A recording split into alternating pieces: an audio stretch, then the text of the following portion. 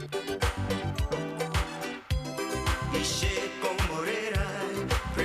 Mugabe.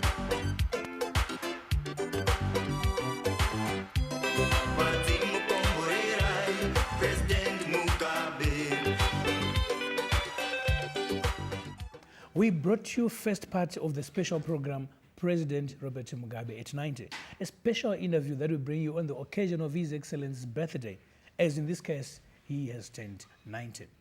In the last episode, the President tackled quite a number of issues to do with the party, his party, ZANU-PF, and of course, the way forward for Zimbabwe, focusing on Zim asset and other such issues. We now bring you the second part of this program, where he's going to be tackling issues to do with corruption that has rocked the nation. I am Tazen Mandizwiza. Let me take you to the cabinet that you appointed. It looks like it's now made up of new blood, and these are mostly the deputy ministers, and you have retained some of the old guard who are the experienced ministers. What kind of a format is this? What kind of format? It's a mixture of the experienced and inexperienced ones. That's how it should be, isn't it? How do the younger ones gain experience except by working with those who have had experience in the past? And you can't have a government, really, I don't believe it, which has just new faces, new, who will, for the first time, learn how to govern. The new ones, yes, there are quite a number of younger ones who are now heading ministries, and these, by and large, were yesterday deputy ministers or so. They were there, or were members of parliament. Vamwe tagara sinavana namzembi already, yeah.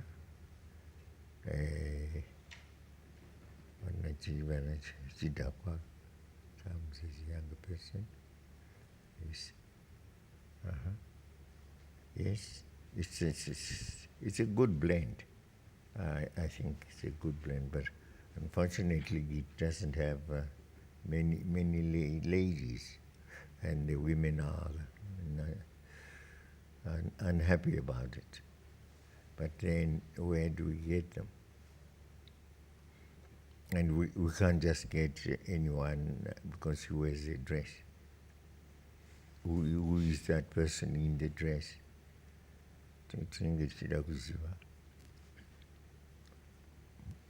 But when they were sworn in, you told them that it is not going to be normal business. They have to hit the ground running. How do you rate the performance of this cabinet so far? Are you satisfied that you put together a group of people who are going to achieve your goals, especially with Zim asset in mind? Yes, I think so. Very, very much so. I think they've started well. They have started well. The uncovering of the fields of corruption that has been going on. That's due now to the new initiative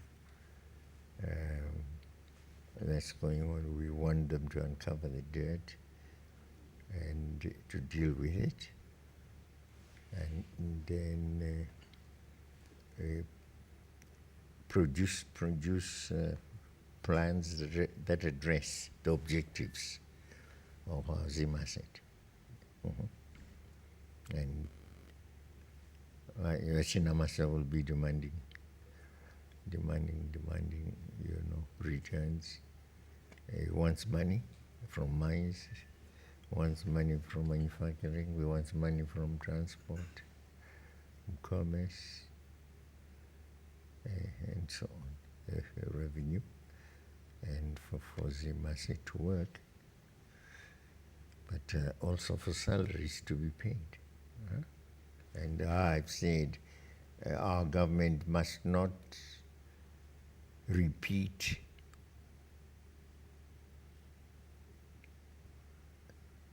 the ills of the government of national unity of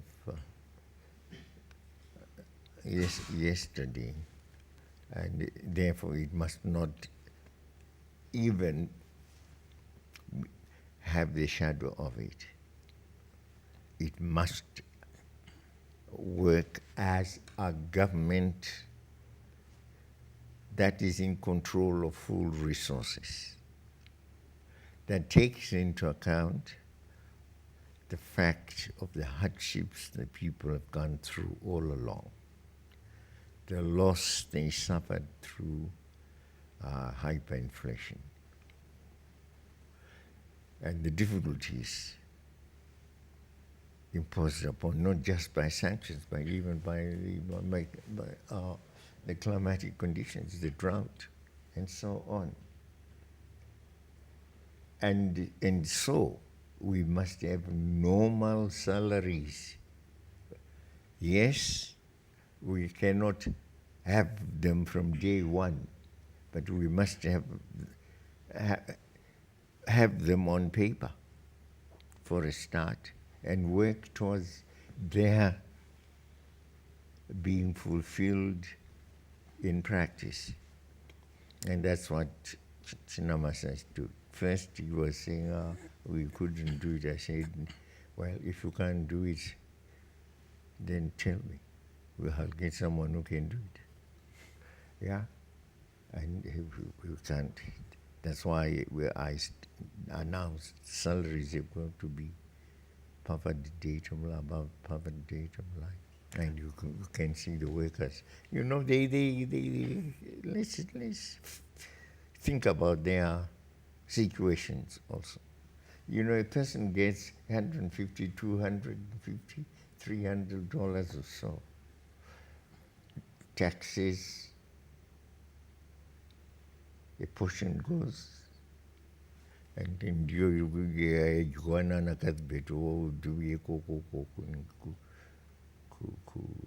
Christmas. Yes. And he's going to raise my rates and rents to pay, transport to pay, even though there may be a little given him by way of, those charges. And my fees, medical fees when, people get sick. Food.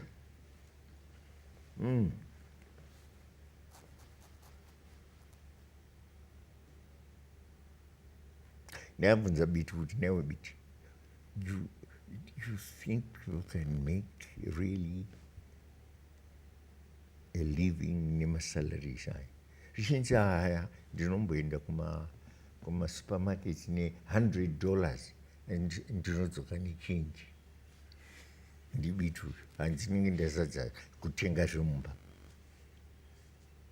achidzoka nechange aenda ne$100. Well, and Mangoma was there to say yes, yes.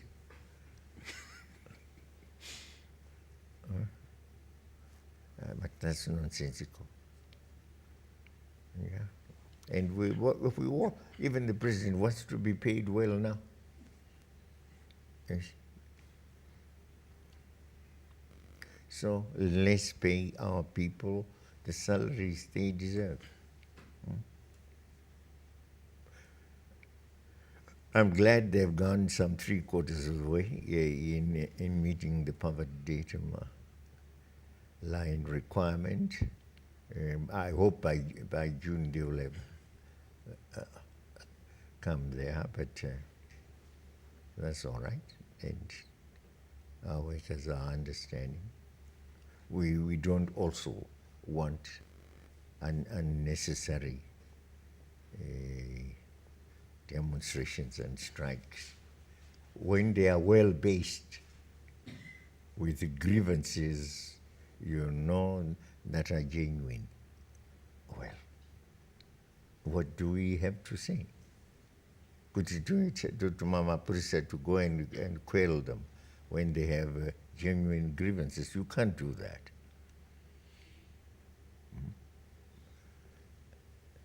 So, fine. Say we have a genuine grievance. Salaries. Let us do all we can to pay salaries. Yeah, this might affect adversely our capacity to undertake more objectives as asset. But we will be trying to derive capacity from our mining sector and other areas which can yield, some monetary capacity for us. Yes, Your Excellency. We are not that poor. It's only that our financing capacity was not well organized. What should we get from mines? It's not just the diamonds. It's the gold, for example. An ounce of gold, 13,000 something, now fallen down to 1290 something. 129 on the international market. An ounce, mind you. And the women, they get kilograms a gold, a raw gold though it be. But most of it was being smuggled into South Africa. Weenda kunogadziwa South Africa, tine fidelity kunoko. So we have now, corrected that a system of, disengaging our capacity. Yakaunzwa na biti. Liberalism, they can sell to whomever they please.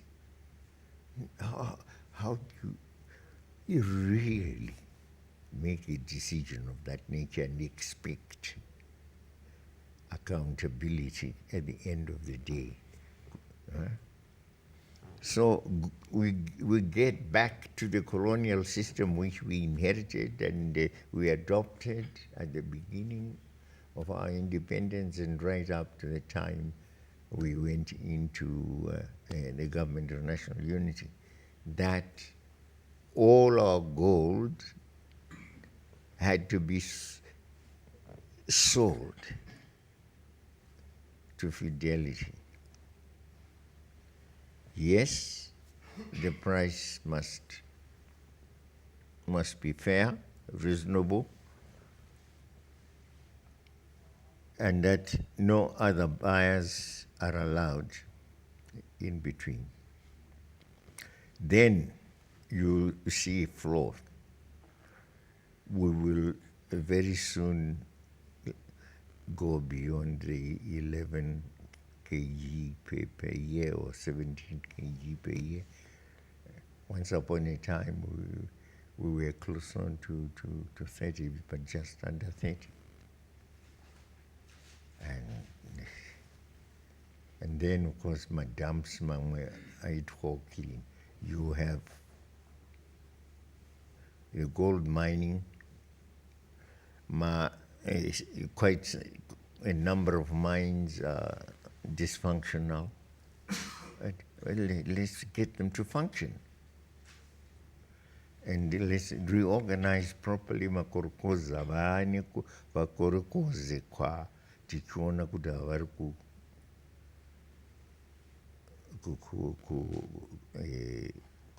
kuita izvozvo pamudzizi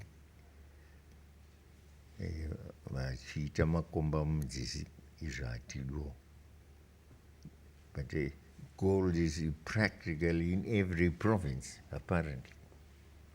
So our diamonds, I was given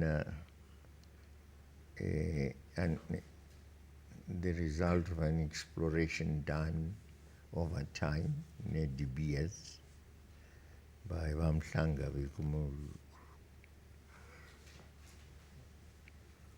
Bada diamonds. Umbada, and showing, oh, they have diamonds almost everywhere, but kimberlite. You see? So let's also organize those ones. All the mining companies that we had in Marangi were just doing alluvial mining.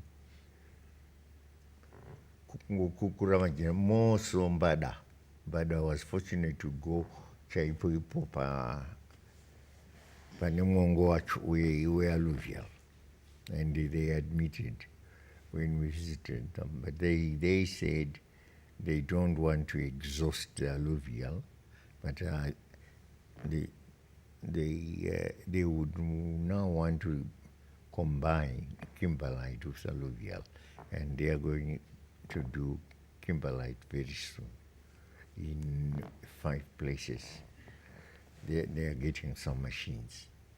But the others still want to be given places which are easy. The Chinese, yeah. Then we have the Lebanese company. Marangi was supposed to be our salon.